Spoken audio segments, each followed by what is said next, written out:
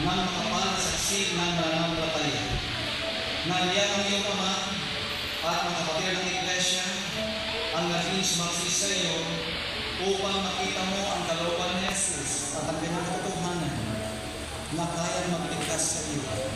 Sa iyong kabataan, nais mong masigurado ang iyong kaligtasan, nais mong magbagong buhay, nais mong lumakad sa lakad ni Kristo Jesus at tumupad ng kanyang kalooban.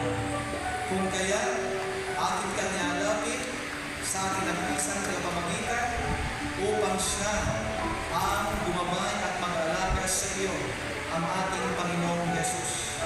Tanggapin mo ng buong kagalakan na mula sa araw na ito at sa dating na mga araw, ikaw ay kanyang papalakasin hanggang sa masirain mo siya sa makalawa, iyong sampatayan ng palagi ang bagay na ito. Kung kaya't ako, bilang ministro ng Ebanghelyo, binabautismo kita, Sir, sa pangalan ng Ama, ng Anak, at ng Banal na Espiritu. Amen.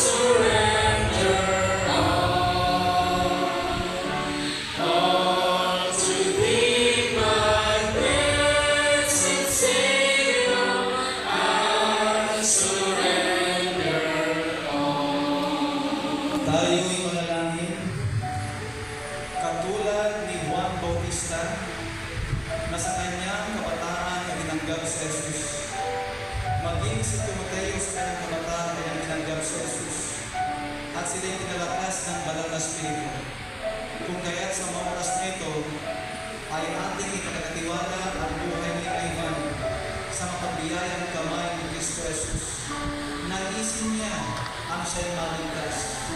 Naisin niya na siya'y maglingkod sa ating kalastasan sa lahat. At naisin din niya na mapabilang bilang miyembro sa Seventh-day Adventist Church. Kung kaya ating hinihiling ang patnubay at kapangyarihan ng Espiritu sa Kanya, kung kaya't ako ngayon, bilang ministro ng Ebanghelyo, ay ating nabautismuhan sa pangalan ng Ama, ng Anak,